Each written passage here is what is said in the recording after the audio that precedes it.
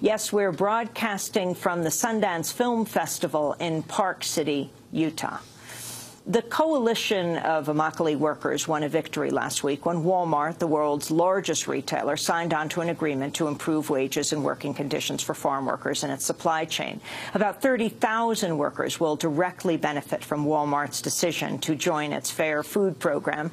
11 other companies have joined the program, including Chipotle, McDonald's, and Whole Foods. Well, today we turn to a new documentary focusing on the nation's best-known farm worker organizer, Cesar Chavez.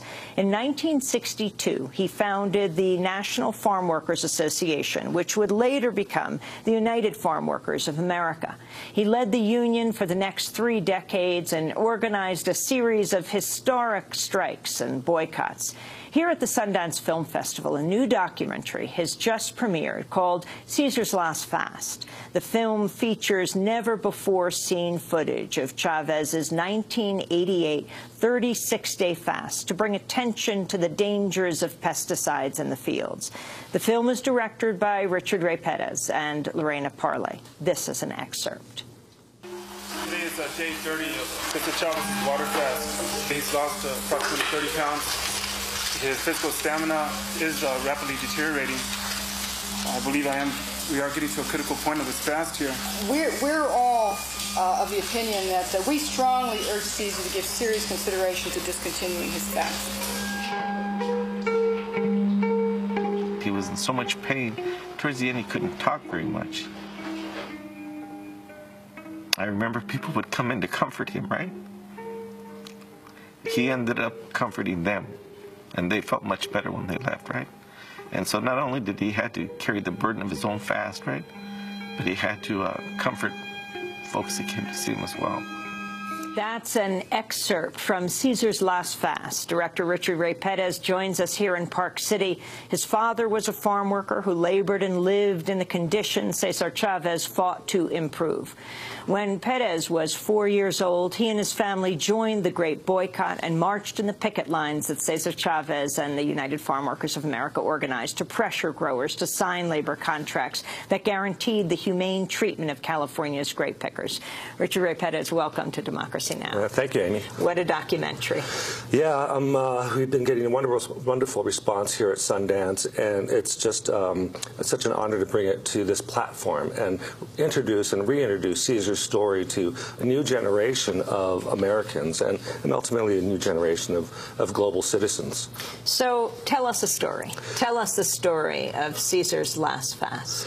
Well, in 1988, Cesar was 61 years old at the time, and the United Farm Workers had been struggling to regain the victories that they had in the 60s and the 70s. And so they launched a third great boycott because the laws that were set up by Jerry Brown in California to protect farm workers and give them the right to collectively bargain weren't being enforced, and they were struggling to sort of stay successful. At the same time, cancer clusters emerged in Central California and Central Valley. Farm worker women were reporting unexplained miscarriages. Their children were being born with severe deformities and a lot of cancer. There were very, very high cancer rates. All the evidence pointed to the use of pesticides, which at the time were loosely regulated. So Cesar decided to go on a fast to recommit himself to this third great boycott, and particularly around the unregulated use of pesticides in the fields and on farm workers. So he told nobody in the first few days, and after a few days his wife really sort of figured out what was going on. And at that point, people started to slowly rally around him. Primarily the UFW workers and a few very close supporters came to where he was fasting at 40 acres, the UFW compound. And then describe what happened over those 36 days. Sure. So at the time, his press secretary was a woman named Lorena Parlee, and she was very close to Cesar. She had been working with him for a number of years, and she began videotaping as much as she could all the activity around this fast. She had unprecedented access to, and very intimate access to Cesar in his fasting chamber, and the interactions he had with the UFW staffers, with family, with doctors. And what she captured was some raw material that showed a visible decline in his health every day as the fast progressed. So when I got the footage and started looking at it, it became very clear that there was a story around this fast where Cesar is getting weaker and weaker day by day. The family is getting more concerned. They come in and try to talk him into breaking the fast, and it doesn't work. Doctors come in a few days later and try to reason with him, and he doesn't decide. He decides to keep fasting. And ultimately, Jesse Jackson, who had just finished a presidential campaign, came in at around day 34 and proposed to Cesar this plan that he and the other supporters around him, Dolores Huerta, Martin Sheen, would take on the fast, and they would fast for 3 days and pass it along. That way, Cesar's fast can continue among his supporters, and Cesar could then eat again and hopefully spare his health. And so describe those last days and the footage that you have in this documentary. Sure. Cesar is so weak that he is sort of slipping in and out of consciousness. There are moments when he looks like he very well could have passed away. And in those moments, you sort of realize how dedicated he is to this cause, and essentially his willingness to die for the cause, but also the recklessness of it. Here's a man that was that had led this historic movement, and you start to wonder, could he have recklessly decided to give his life for this cause, and at the same time sort of threaten the efficacy of his movement at that time because of what could be seen as recklessness? But fortunately, he breaks his fast, and on day 36, he's so weak, his sons have to carry him into a mass. There were 7,000 people who came to a mass where Cesar was to break his fast. They carry him in. They sit him next to his 96-year-old mother, who's in tears, and on one side, and on the other side is Ethel Kennedy, who's come to help him break the fast. Her husband, Robert Kennedy, was at Cesar's side in 1968 when Cesar broke his first fast. And at the right moment during the Mass, Cesar, or a priest, brings a piece of bread to Ethel Kennedy. She breaks off a piece, gives Cesar his first food in 36 days. His mother cries, and the crowd goes wild. So it's a heavily symbolic moment of breaking of the bread and a sort of a taking of the host, if you will, for this just incredible act of sacrifice. Can you talk about the access that this film gives all of us, the access that, well, in a sense, you're co-director of the film. She died in 2006. Yes. Why she had it? Well, she had it. Lorena herself was a filmmaker. This is Lorena Parlee. Lorena Parlee, yes, my co-director, was herself was a filmmaker, and she had volunteered for the UFW, became Cesar's press secretary in exchange for someday being allowed to make a film about Cesar. So she had it in her mind that she had this. Well, she saw the opportunity to record this historic footage. I think she saw it after it progressed, because she really started recording around day 23, and she recruited a cameraman named Jim Chrysanthus, who we later connected with and shot a lot of our interviews with.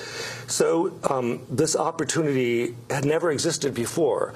Cesar was a very, very private man, although he had a very public life, and it was phenomenal that in this sort of setting that she was first courageous enough to turn on the cameras, and at the same time respectful enough not to sort of invade this intensely personal act. So in that process, she captured this phenomenal footage that when I started looking at it, I inherited the footage in 2007. I couldn't believe my eyes. I thought, oh my God, is this really what I think it is? And how did you get involved? So As you mentioned when you introduced the show, that my father had been a farm worker, and when I was a kid, my family were active in supporting the farm worker movement. So years later, when I became a documentary filmmaker, I was interested in doing a documentary about Cesar Chavez. And so at one point, my mentor and colleague, Robert Greenwald, talked about it, and we could never sort of work out our schedule, and it didn't happen. Then one day I got a call from a woman who said, "Hi, I'm Lorena Parlee. I heard you're interested in doing a documentary filmmaker. I'm already working on a project." And I had heard that somebody was working on a project, and at that point I was thinking of just letting it go. So she tells me that her history, she had been Caesar's press secretary. She had been working on the project at that point for 10 years. She had amassed 85 hours of footage, including this footage that had never been seen before of the fast. She also had this very intimate footage of Caesar's family's private burial service and the rosary, and Caesar lying in state, and the grandchildren helping cover the coffin with dirt, and Caesar's brother building Caesar's coffin. It was all an incredible trove of footage. And she said she had been struggling to finish the film and was looking for a collaborator. And she asked me if I was available to help her out as a producer. At that point, I had produced a number of projects. And I said, I'd love to help her. I'd love to help you. But I just signed on to direct a series, and I wasn't available for 6 months. So I said, so Lorena, in 6 months, I'll jump on the project, we'll get it going. And she said, well, I need somebody to help me now because I'm being treated for breast cancer. And I could only work on the project for 2 weeks out of the month. So clearly I was startled and moved, and during our conversation there was a real sense of trust and just bonding. So I told Lorena, I said, in 6 months, if you haven't found somebody, just let me know. I'll work on this project. You don't need to pay me. I'm really committed to this cause. 6 months passes, and I didn't hear from her. I assumed she found somebody else. 9 months later, I get a phone call from an elderly gentleman, and he says, "Hi, I'm Lorena Parlee's stepfather. Lorena died last month of breast cancer, and she left your name in her notes for us to contact you to see if you have finished her film. Do you want to finish her film?" So at that point, it became a tremendous responsibility, not only for my family's history, but for Lorena's legacy. Lorena had committed her life to this cause. She was a wonderful human being. I can tell by everything that she left behind. So I embarked on a mission to ensure the completion of this film. And so you tell the story, though, not only of this last fast of Cesar Chavez, but of Cesar Chavez through his life. I wanted to turn for a moment to Cesar Chavez in his own words, speaking at the Commonwealth Club in San Francisco in November of 1984, a few months after he'd launched the third and longest Great Boycott. Today, thousands of farm workers live under savage conditions, beneath trees, and amid garbage and human excrement near tomato fields in San Diego County. Tomato fields which use the most modern farm technology. Vicious rats gnaw at them as they sleep. They walk miles to buy food at inflated prices, and they carry in water from irrigation ditches. Child labor is still common in many farm areas. As much as 30% of Northern California's garlic harvesters are underage children. Kids as young as 6 years old have voted in state-conducted union elections since they qualified as workers. Some 800,000 underage children work with their families harvesting crops across America. All my life, I have been driven by one dream, one goal, one vision: to overthrow a farm labor system in this nation that treats farm workers as if they were not important human beings. Farm workers are not agricultural implements. They are not beasts of burden to be used and discarded. 1984. Our guest is Richard Ray Perez, who has just produced a documentary, Caesar's Last Fast. So tell us, as Cesar Chavez says, all my life I have been driven by one dream, one goal, one vision. Tell us about Cesar Chavez and how he came to co-found the United Farm Workers. Sure. In his formative years, when Cesar was a child, he was forced to work in the farm, in the fields of California, after his family had lost their plot of land. So he knew from direct experience what it was like to live and work as a farm worker, as a migrant farm worker in the Depression era. He had these direct experiences that just were etched in his soul, and they were very painful experiences. Those experiences really fueled his work for his entire life. I think Cesar was an incredibly empathetic person. Those memories could not escape him, and at the same time, rather than being angry or being self-destructive, they fueled him to try to change something. He ultimately learned community organizing in urban areas, but that farm worker condition never left him, so he applied the community organizing skills to communities in the Central Valley to organize farm workers. And talk about what was unique about his organizing model. Sure. Well, in some ways, his organizing model was based on the organizing model of Sal Alinsky, which was passed on to Cesar's mentor, Fred Ross, and Fred then trained not only Cesar, but Dolores Huerta. What was different about Cesar's model, once he embraced it, he really brought in the cultural components of it, and he sought to organize not only the workers but their families. And his organizing often involved faith and prayer. The Filipinos farm workers and the Mexican-American, Chicano, and Mexican farm workers were Catholics primarily. And Cesar had a deep, deep faith that was passed along to him by his grandmother and his mother. And he used that faith to fuel the inspiration the farm workers needed to keep going, to believe that they can organize and make their life better. Richard, you talked about learning about the grape boycott when you were 4 years old. Yeah. So in 1969, I was in Head Start in my hometown of San Fernando, California. And at that time, it was just wonderful politically active times. There were some students from what was then San Fernando Valley State College would come and volunteer at this Head Start. It was sort of a community movement. And one day we were sitting around having our lunch that was part of the Head Start program. And the dessert is this fruit cocktail, which is bits of fruit swimming in heavy syrup that no child should eat. And so I noticed, I was sitting down with my preschool classmates, and across from me is one of the college volunteers, and I noticed that when it came to eating his fruit cocktail, he started plucking the grapes out of that fruit cocktail.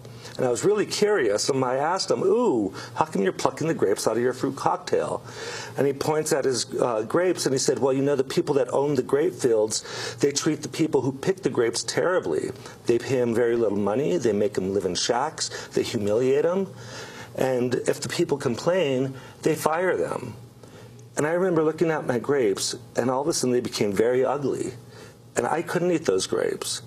So I plucked them out of my fruit cocktail. And I noticed all the other preschoolers at the table, they were listening.